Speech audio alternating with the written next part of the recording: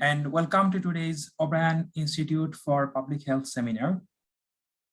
I would like to take this opportunity to acknowledge the traditional territories of the people of the Treaty 7 region in southern Alberta.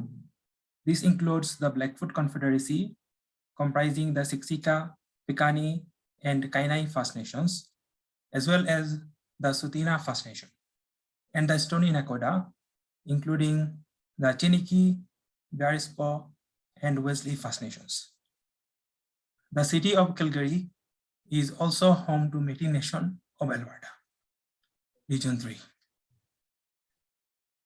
My name is Nashid Chaudhary, and I am a master's student with the Department of Community Health Sciences and a community engaged researcher. I am an international medical graduate and a member and the research coordinator of the Alberta International Medical Graduates Association as well. I'll be your moderator today. During today's presentation, you may ask questions using the Q&A box, and we will answer them afterwards. During the Q&A session, the webinar will be recorded. But if you have follow-up questions, you may contact iph@ucalgary.ca. Our speaker today is Dr. Turin Chaudhary. It's my pleasure to introduce Dr. Chaudhary today. He is an associate professor at the Department of Family Medicine and the Department of Community Health Sciences. He is a highly published researcher. He has contributed to about 400 academic publications.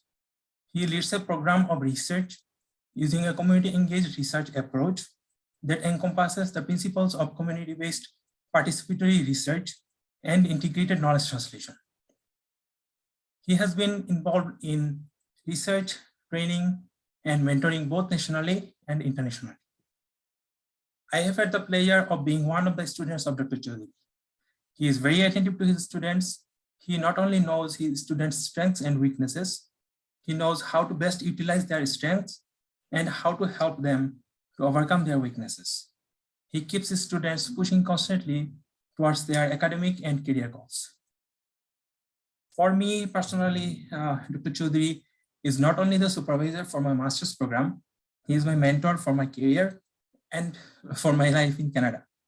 As the title of today's topic, as an internationally educated health professional myself, I was lost when I first moved to Canada 3 years ago, but I was fortunate enough to find him as my mentor.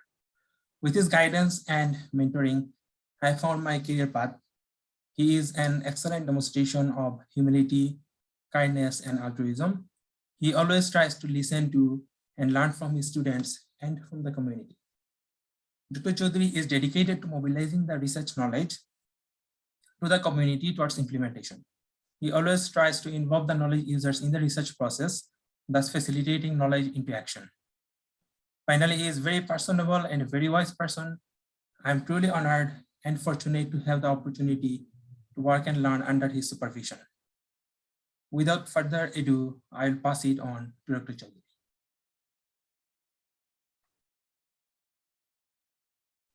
Hey, thank you, Nashid. Thanks for the great intro. And it doesn't mean that you are getting a time off during next week. So don't count on that. So I think thank you everyone for joining. And then I'm just starting with the screen sharing of mine. Let me check if it works. Review slideshow. Okay. So Nashid, can you see the screen? Yes. Okay. Looks good. Okay, thank you. So I think I would also like to start by acknowledging the land we live in. I'm a settler of color, and I would like to acknowledge the Treaty 7 region of Southern Alberta, and also City of Calgary is also the home to the Métis Nation of Alberta Region 3. There are a few disclaimers that I want to bring in front of you. So I'm an academic. My research focus on internationally trained health professionals, and I work with them. I am I have extensive teaching and mentoring relationship with several IMGs, for example, Nashit, and there are others as well. I'm not involved in any type of immigration related activities, and my views are my own based on the data I see, and I myself am an IMG as well. So, and I would like to acknowledge, that the work that we have been doing in partnership, Alberta International Medical Graduate Associations. I think we have been creating, contemplating, discussing all those concepts and some of the results and understandings that we are going to present in front of you today. So what you may have seen me use the word ITHP, internationally trained health professionals.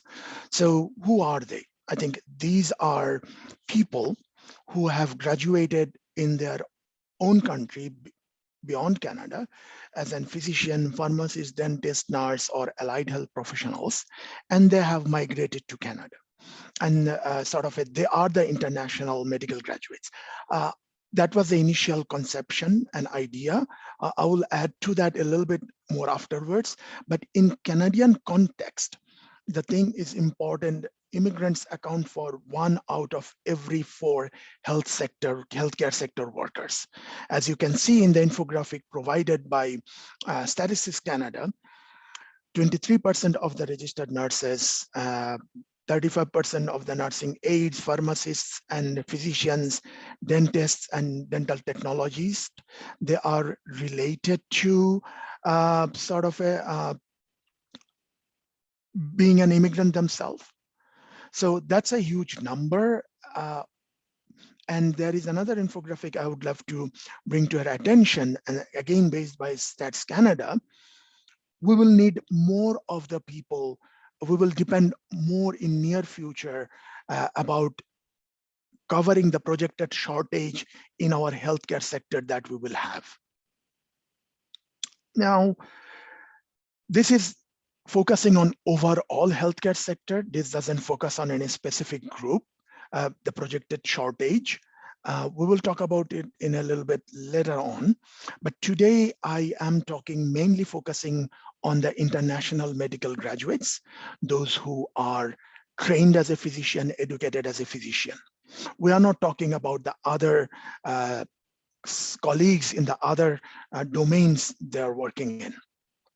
And they are known in very names, but everything makes them everyone is same, like, trained and educated as physician in countries which except Canada, IMGs, IEPs, ITPs, ITMDs. So as you can see, all those are synonyms of what we are talking about. We will be, in my presentation, I will be using the word international medical graduates. So when we started doing the work, there was, I went with the notion of, okay, so I will be working with the immigrants mainly. But interestingly, when we went to do the work and when we started engaging and doing some research around them, there are 2 types of IMGs. One, immigrant IMGs like me. I was not born in Canada. I didn't get education, medical education in Canada. I got my education in Bangladesh. I moved to Canada.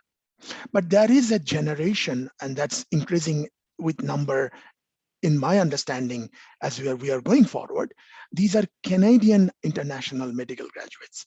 For example, a youth who was born in Canada, who has been raised in Canada, he or she going out to other countries to graduate in medicine or get education as a physician or train as a physician, and then come back to Canada to pursue a career as a physician in Canada. So the Canadian IMGs. Today, we'll be mainly focusing on immigrant IMGs.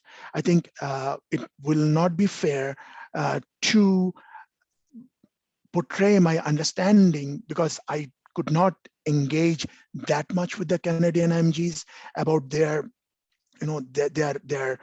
career pathways, their intentions, their challenges, or other things. So I will be focusing on whatever we are talking today will be about immigrant IMGs to Canada. So regarding careers, like, an IMG comes to Canada, and regarding careers, there are 2 pathways that can happen. I will say the natural pathway, an IMG, an internationally educated physician becoming a physician. And there is another career pathway that is, becoming a non-physician related jobs. Now, one thing we need to understand, if I think a physician pathway, like an IMG will come to Canada and become a physician, I think three things happen. First, they need to immigrate. Next, there is quite a number of exams they need to give to pass those exams, and then they need to get trained or get a residency spot in different programs around Canada to become to go through the training that that will need them to go for the licensing exams. So as you see, the immigration, there is a big number of people immigrating. There is this exam component, and those who give the exam of the immigrated, they get into a bottle of potential people who can passes the exam and becomes eligible for a residency application, and a number of them gets the residency spot, and they become a practicing physician as they complete their residency training. So now it has been told, and we have seen the success rate of residency application related success rate of becoming getting into the residency spot and ultimately becoming a Canadian practicing physician in Canada is told to be 15 to 20%. Now, I want to bring few important aspects of the denominator for your understanding of the context. So again, this is the immigrant by IMGs. People among them will be trying the exams, and they will be in the potential pool for becoming the the potential pool of exam cleared IMGs for a residency spot, and they will apply for a residency spot. Now, all of those who will be applying for a residency spot will not be getting a residency spot because there is a quota system for the IMGs to get into a residency spot. For example, if a residency program is size of 100, for example, 100 residency spots are there, 90 of them will be for the Canadian medical school graduates, and 10 of them will be for the IMGs. So as you can see that this all IMGs will be competing for that 10 spots. Now, as time goes, we know the immigration increases. Again, the immigration increases. In terms of new people are giving exams, So these people who are this, potential for residency spots, they're also competing here. Also with time, this number is increasing. So the point here is the success rate is normally calculated based on how many people applied in 2020, and among them, how many people got matched and how many people did not get matched. And you can see that this is harboring around 20-ish. But the denominator is different. Denominator is more of those who end up submitting an application for residency spot. If we consider that all IMGs is Canada and take them as a denominator, as irrespective of exam clearance or putting an application each year, the success rate of 15 to 20%, I assume, will be very, very low success rate as a number itself. Okay, again, this was giving a context. But on the other hand, when I looked at the research about this international medical graduates, majority of the research were harboring how can we improve people to be more good doctors, how can we help people who can be more eligible and more clear the exams and become in the a bottle whose belly or the bottle pot is becoming increasing in size day by day because new people are coming, a lot of more people are clearing exams, and there are some drop off as well. People, those who clear exams, doesn't feel like applying anymore because application process is expensive itself.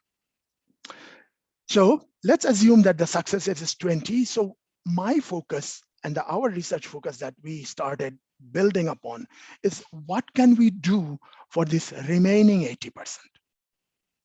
So based on that, We are talking about IMGs. They can be a physician, and the questionable, success rate, which to me personally need to be looked in more in depth. But on the other hand, the alternative, can we do something in the alternative area in a strategic way to integrate them in a better way in our labor market or job market in Canada? So based on that understanding, this is the definition of alternative carriers. So based on the definition, I would like to highlight few words for you. So we want to take them in something that's originally they have been trained for. They can make use of those skills and experience they bring to Canada. So that's the main part that our definition of alternative career is driven by. That's where we are trying to focus on. So based on that, if we can think about IMGs have alternative career that would be health and wellness related, and another thing can be totally different something. Somebody might take on a business or that's not related to health and wellness. Our focus is not there. We are focusing on health and wellness sectors. What can our IMGs do from that?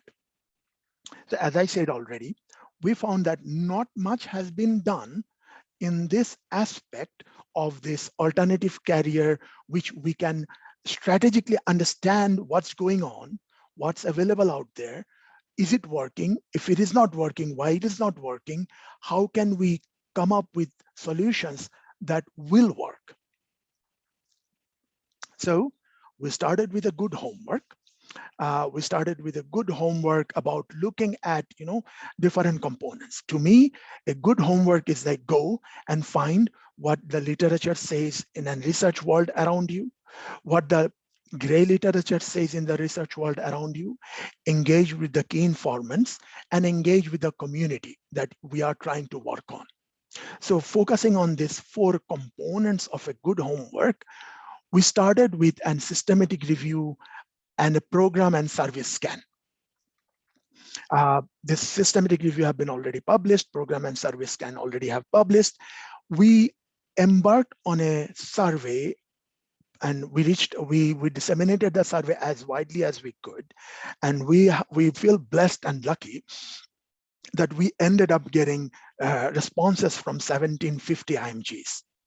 Then we conducted 10 focus groups about some issues. We will be talking about it soon. And then we had 42 participants in that. And we also did one more thing. People, or me even, we didn't clearly know what are the jobs or job market looks like in this alternative career side.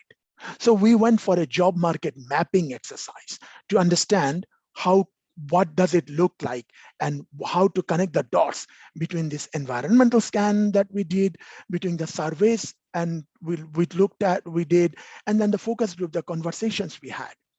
Because without connecting all these 4, we felt that we will not be able to make a case to make the, go for the change and go for the activities that we would love to do. So based on that, we wanted to ask few questions to us, like, what are the challenges? What are the enabling factors? We wanted to find that. Again, to me, when I flip a challenge, it becomes an enabling factor, or when I flip an enabling factor, it becomes a challenge. So we wanted to understand, me being a person in an IMG and being connected with the IMG, we want to understand that what are the challenges within the IMGs regarding the alternative career. And we wanted to understand the systemic challenges that are there. And again, the taxonomy of the job market that we wanted to create. And then the overcoming the challenges. And that's the next stage we are working towards now, is like, how can we, understanding all those challenges and the taxonomy, how can we come up with some strategies or actions that will help us to overcome the challenge? Okay, so from now onwards, I will be more of giving you some, very share the understanding that we had through our surveys and the focus groups. So I think I will start with the challenges faced within the IMGs. when we talked to the IMGs and when we did the survey, one thing was very clear. A big portion of the IMGs are not interested in alternative careers. Again, this totally makes sense. I've been trained all my life to become a doctor, to become a physician. Even though I have migrated, I think that should be my focus of journey. I will give my best shot at it, and let's see what happens. I'm confident that I can give my best at it. So not being interested is one of the biggest challenges that we identified. Because if you're not interested, you will not buzz. You will not explore that properly. You will not get in a strategic game to do it. And a few things that I would like to, like these things happen. Few things that I would like to highlight: the lack of interest as well as lack of understanding. So the most of the IMGs come from countries where after grade 12, they get into the med school, and then they have gone through the med school component and they always worked as a physician. They didn't have the understanding of looking for a job in a diverse environment where they need to present themselves as a strong candidate. In previous sections, they being the physician or they being completing the med school graduation, that was good enough. And then, sometimes there are ways that we misjudge our own transferable skills, our own capabilities, our own limitations. Sometimes we underestimate ourselves and then don't go for those opportunities. Sometimes we overestimate ourselves and go for those opportunities, and rejection dejects us. We become depressed, we become, sort of a little bit of worried, and then we don't follow through about it. And that all those leads to this lack of comprehensive strategic game plan. And that's a very common thing in around us. Like, hey, you are going for a job, you have a game plan. Are you preparing for the job interview? Are you preparing yourself, your credentials, your capabilities, your track record for that job that you're going for? So that's one of the biggest component that I was saying, like, the lack of interest. And this lack of interest and comprehensive lack of understanding of the game plan of the job market, or even deciding to, okay, I have come to Canada, let me give 3-4 years to, prepare myself, go for the licensing exams and everything, then that creates a delay in starting their journey. And the delay in the starting their journey gets to them because they are already delayed. They are pressured by the livelihood needs, family needs, and other components. And as I said, like, you don't know even who we are comparing with. So understanding the job environment, job market is so important. And lack of cell mapping exercise, as I said, overestimate, underestimating Canadian game plan, and all these goes to a lack of a strategic game plan. So we then started exploring a little bit, what are the systemic challenges that the IMGs they face? And the systemic challenges, one thing that is more of a lack of centralized information, need to figure out on their own. For example, Nashit, when he was introducing me, he said that he when he came here, he got a little bit lost. And sorry, Nashit, I'm just putting in the spot. He got lost, and he couldn't find a strategic information source or a guiding source for the IM that is appropriate for the high-skilled immigrants that to Canada. I think quite a bit of high-skilled immigrant groups face this problem because there are immigrant serving entities. They have career counseling, career coaching, or connection making. But those are mainly in the entry-level job or survival level jobs. And they are career counselors. What we found and what I found talking to them doesn't have a good understanding the needs and career counseling and career coaching approach for this high-skilled group of immigrants. So they are also being this, even an IMG goes to a general career counselor, they are also pushed towards Amazon. They are also pushed towards a starting job in somewhere. So again, that piece is missing from the system side. Understanding the needs, the skills, the transferable skills, the strategy that needs an IMG to land a job where they are skills can be benefited by Canada from, and they also can, go to some level of satisfaction in terms of the job they do. And again, that leads to systemic support and sustained funding. Do we have a process in place where they can take on those supports to make things happen after they have done the career planning they are doing? Also, one interesting thing that came up during our initial scoping, and we definitely need to further scope this component as we go forward. That was more of a, the IMGs to me is a talent pool which is untapped. And our COVID scenario during the last couple of years, the Calgary example shows that with AIMGA and other, our Alberta Health Services, and then, the primary care networks and other community serving organizations hugely benefited from that. IMGs were ready to be a health educator, a health literacy improver, vaccine enablers, those type of role, because of their transferable skills, previous experience to some extent, and the knowledge they have. Before that, I didn't see the system acknowledging that component. So in general, our system, our general ways of doing it, they have been not being aware of about the talent pool and the ready-made available transferable skills. And last but not least, the systemic discrimination is there. And like this to me is a sort of, I will say, a continuum. On my left continuum is the unconscious bias. Oh, these guys are IMGs coming from there, good for them. But how good are they? And that leads to this, misinformed stereotyping. And then there is interestingly, we found there is a little bit of high skill and education discrimination as well. And these are all, we coming from the angle of, if a normal graduate manager or a person, will I be able to dictate or control? Will that person be a good team member because he's so highly qualified, highly educated? So those type of component also plays role, and there is a component of systemic racism that we have heard around.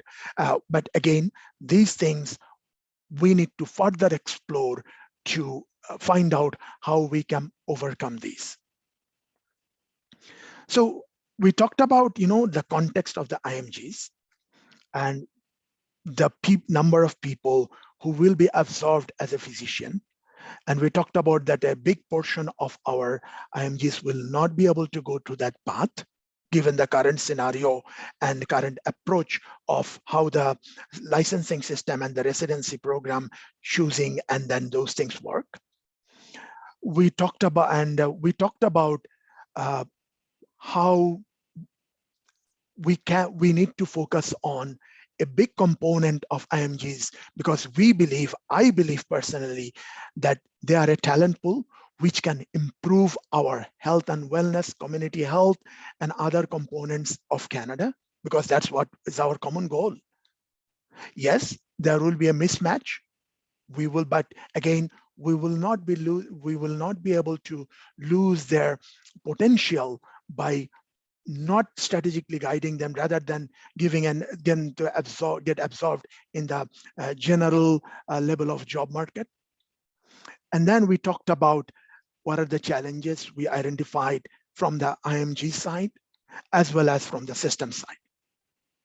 So then we started to contemplate, okay, so how can we go towards the the solution? I think one of the solution before jumping, to the solutions, and we wanted to understand what are we dealing with, because the job market is a very open scenario where things change. During the last couple of years, lots of job opened up as a contract taser, lots of job opened up as a healthcare enabler. We don't know in future that will be holding on or not. We just wanted to understand, even before that, what are the job market that we are looking. So we wanted to identify, because we wanted to help people, our IMGs, to identify which one to target in an informed way, and how they can build on those the targets can towards those target jobs, and what facilitation in an individual level, in a system, meso level, organizational level, and a system level, we need to get together, get all connected together so that we can have this better job market integration. So to do that job types and then understand the skills required to that and the training needs, we started with the National Occupational Classification. This is Government of Canada list of what are the types of jobs are there, and what measure when we went through that and identified the ones that were tagged or identified by Government of Canada as a sort of a job that is related to health and wellness, we got them. So we had nearly about 1,400 job titles. So, like a medical office assistant or director of health to all the way to, provincial lead of something. So very different level of jobs. So all those titles, we started clustering them. I will show you a couple of things in as we go forward, based on a predefined model that we developed, or predefined categories that we developed. But we were very interested in capturing what are the level of skill related to each job title. What are the different level of pays that goes around this job title? What are the different education needs for these things, and level of starting position? Are they entry-level job? Are they senior level job? Are they mid-level job? And different pathways of progressions. That these were our main things that we wanted to identify from these job titles.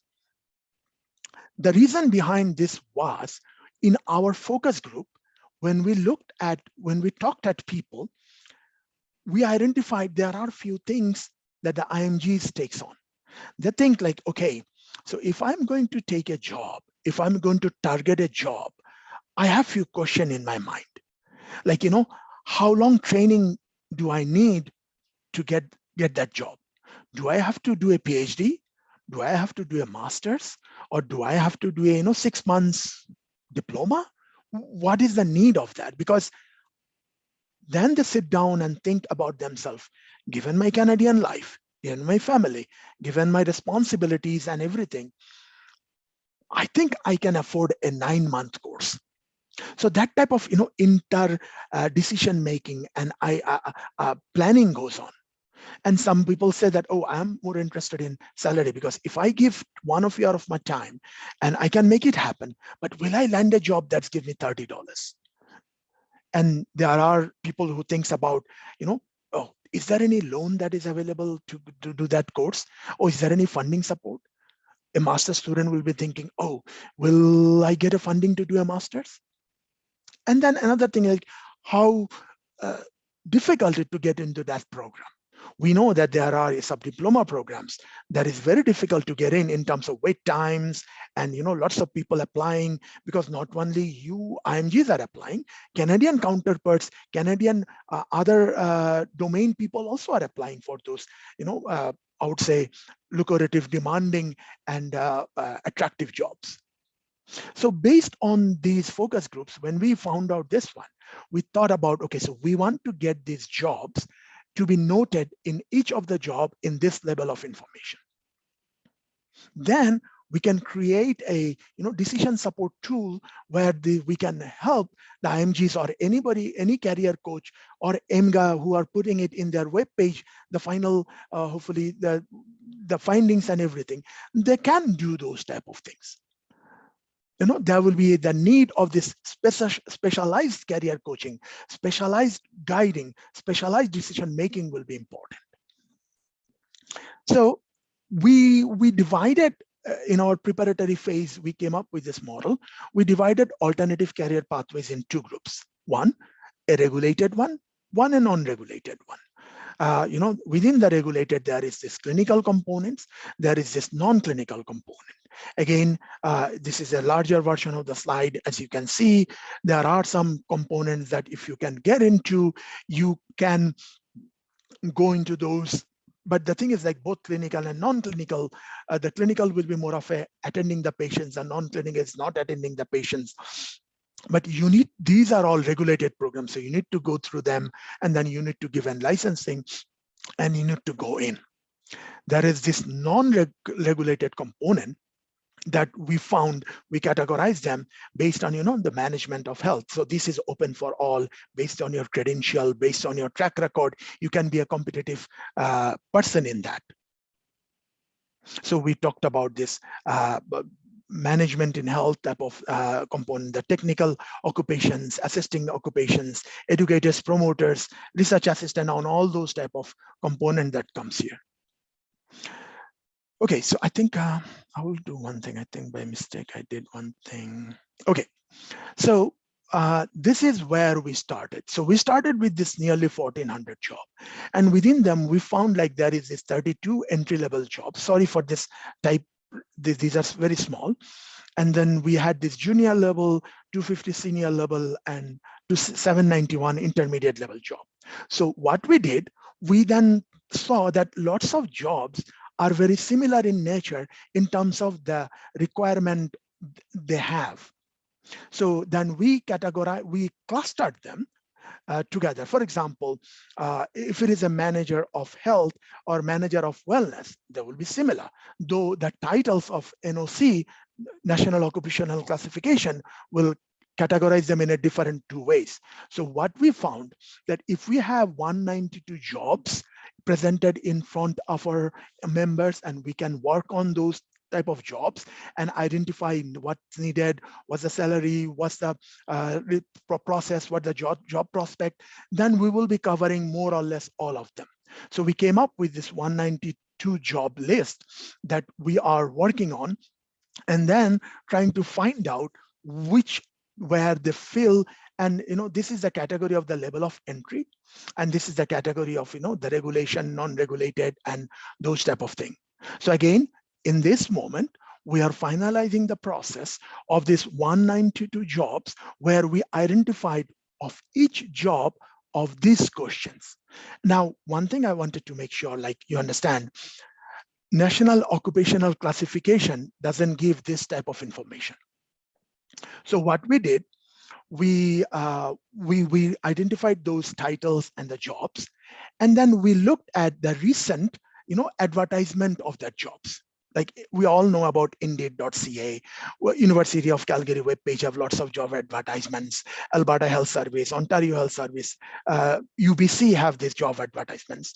So we went through all those samples, and then we collected on an average basis of this type of information regarding every job that we could have done.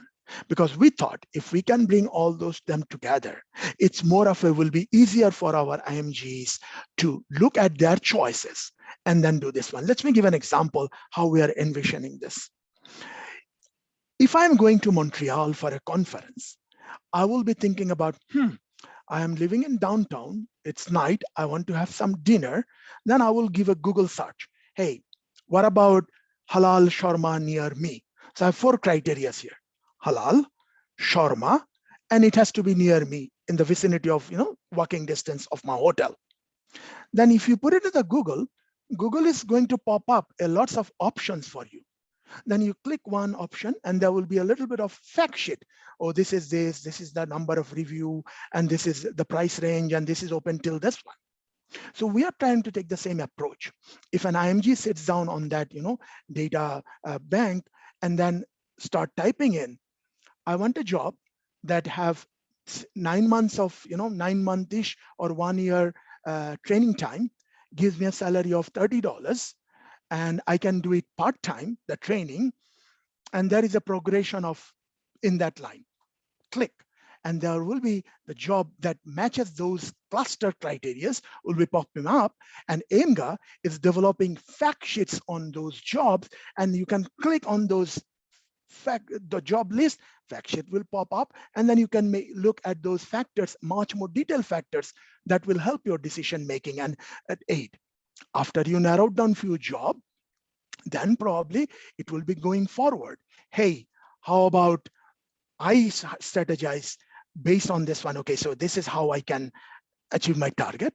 Definitely the meso level has to be AIMGA or UFC, or somebody has to come, has to open up doors for their training purposes, mentoring purpose, or training purposes, hands-on training purposes, that they can build towards that.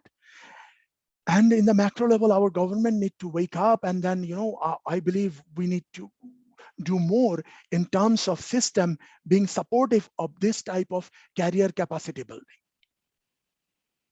So based on that, in terms of our stage, that after understanding the baseline and the basics and everything, we are in the phase of developing this strategical move, coming up with supporting individuals' needs. And again, from the big picture understanding we have, advocacy towards the system, because advocacy is also important, because we need to work in this. You remember the aspects of the sort of a systems problem or systemic barriers. This is, we are talking about individual IMG level barriers. So apart from this, we need to go for the systemic barriers to eradicate, understand, and work with the system so that we can come up with ways of overcoming or eliminating those barriers. So thank you for listening. So this is where we are at now. Oh, one more thing. It doesn't mean that we are waiting the research to, just happen. IMGA has been working for the last few years with a career transition program, CTP. IMGA is also motivated to take on the employment. IMGA, and I know a group in BC as well, they have been, and a group in Ontario as well. Apart from some, strategies, they have been doing it, and everybody is doing it. But the thing is, like, I think it's the time that the big picture is kept in front and coordinatingly doing these things so that a bigger number of IMGs can benefit from this. So again, if as we said, sorry, I think my Nashid, sorry for that. I will just share that.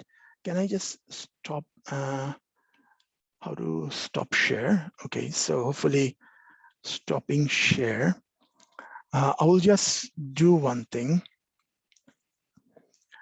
In case any of you are interested to look at those 3 papers that we have done, I think Nashid created a, how to call it? Oh, Nashid, QR code. So I'm just putting the QR code in front of you.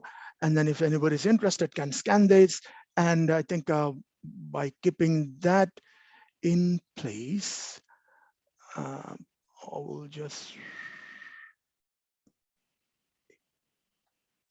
here. If I hope you can have that good enough size. So this is like, we have this concept note that we published with our partner and our team. We have done this internet scan literature review, which talks about the barriers and everything that has been done so far.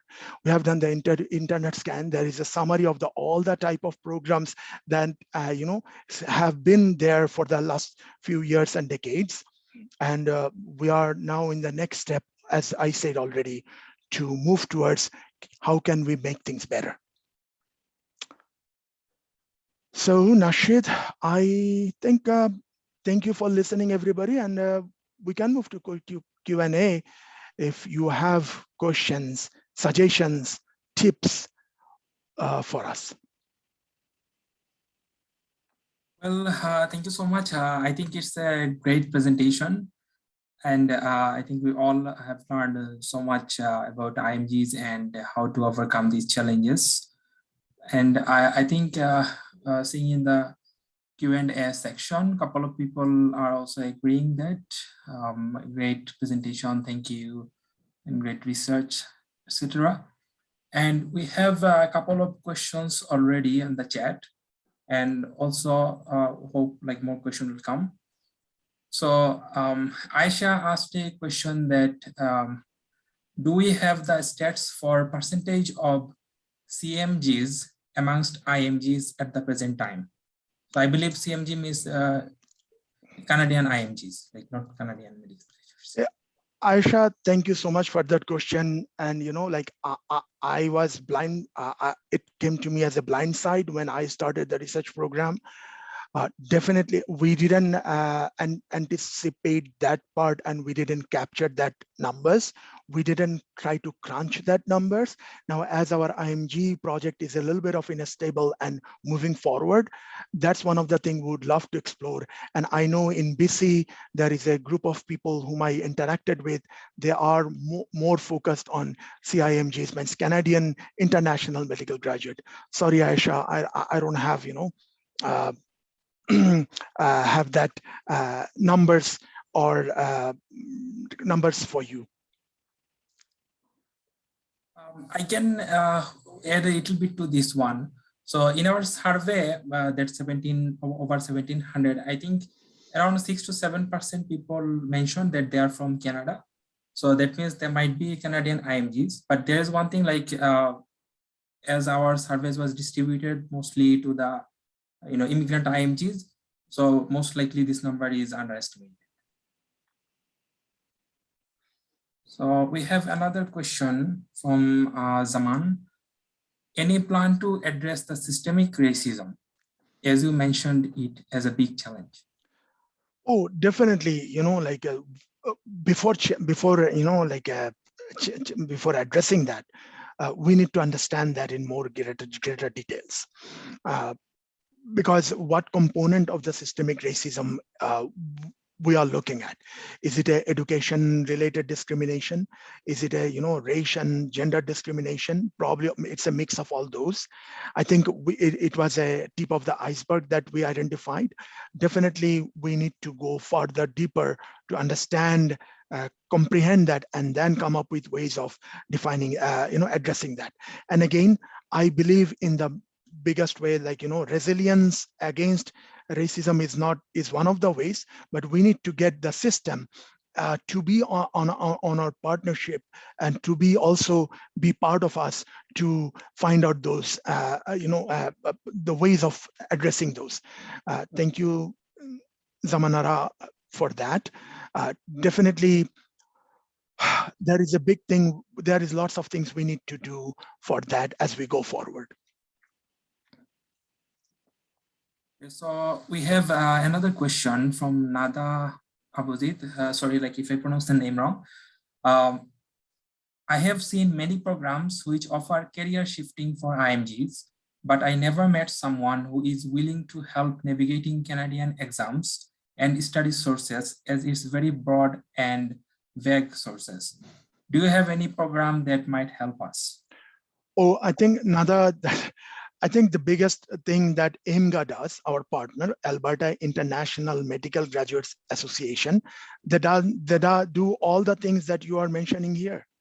They help I think IMGA started with that part, helping people navigate through the Canadian exams, preparing the study sources for them. So please look at their website. Maybe Nashit, if you can type it to her, www.aimga.ca. I think there are tons of, that's the main thing they have been doing so far. And after doing it so successfully, now they are, working with us, and they also believe in it. Hey, what about the remaining people? Can we help them as well? Okay, so we have another question from LK. Thank you for the work you are doing. I'm sure this will bring a lot of hope for people who are trying to integrate. The question I have is, how can we as IMGs advocate for better integration at a provincial or national level? So again, Elka, thanks for the question. I am taking the advantage of making an assumption that your question is related to alternative careers. Okay, so I'm answering from that angle. I think for the IMGs to advocate for better integration at the provincial and national level is to strategically make ourselves positioned in to be in the job market. I think there is a short-term benefit of it. We will be more successful, and there is a long-term benefit of it. The more we are successful, the more we can advocate as an example of, hey, this is what you are missing out, as an example to be the advocate within itself. So first, let's get our as you mentioned, like advocate, IMGs can be advocate. The first thing, let's build ourselves towards this job market, targeted job market entry and strategy, and improves our capability and desirability by the employers to employ us. So that's one thing. And then the more we get into the job market, we will be in a better place to advocate within the system. Again, I took the advantage of saying that we are talking from the angle of alternative career pathways. Thank you, Alka. So we have another question from Tasmira. When it comes to other professions, the employers see and judge everyone according to their technical skills, experience, and communication skills. But why it is different for healthcare providers? Why are we given a separate name, IMG? So I think I will answer one thing, like if somebody have a technical skill, experience, and communication skill. So again, I'm going to answer this question from the alternative career perspective. Okay, so because today's talk is about alternative career, and I'm answering this one that you are talking about technical skills, experience, and communication skills that will be eligible for alternative careers. So I think when improving the technical skills and experience regarding to the career you're trying to build upon, you will put forward the best application you have. And there is a competition for the applications. And are you competitive enough? Am I competitive enough? That's the main question when an employer is looking at it. So I'm not sure what you mean by, is it different from healthcare providers? Lots of time in the alternative careers, being a healthcare provider, lots of time doesn't give you an added advantage. Lots of time it does. If you can show that me being and training as a healthcare provider, I have this transferable skills that will be making me a better candidate. So I will answer in that way. And why are we given a separate name, IMGs? Hey, we are international medical graduates. We are not, international engineers or internationally trained sort of pharmacist or another thing. So, hey, if you have a better name, you can convince us. We will be happy to use that. Thank you. So we have a comment here from Kamal from Alberta Network of Immigrant Women.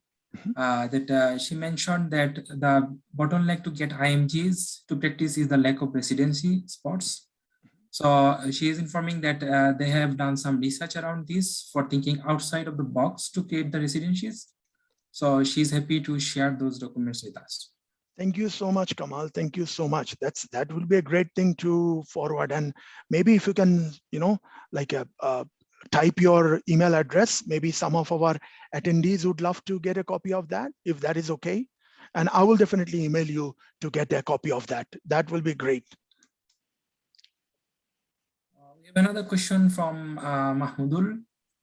Do you have any data regarding what percentage of IMG does change their location for a better alternative career? I mean, shifting from one province to another province.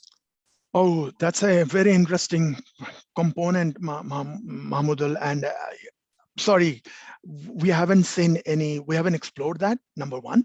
And we haven't seen any that type of information around us when we were doing our, digging homework and everything. But that's a very interesting question. Thank you. So, one question from Osama, that are all the jobs you mentioned need the IMG to be passed the exams? In other words, if the IMG doesn't pass those exams, does they still able to apply for some of these jobs? Oh, okay. So, thank you so much, Osama. And I think we categorize in two groups. So maybe I will just bring up the slide. Like all the job does not need to have that. There are a group of jobs that will be non-regulated as well. So what I mean by non-regulated is like they don't have this licensing exam, but again, you need to develop credential to do those type of sort of a jobs. So I hope I can find in a quick way.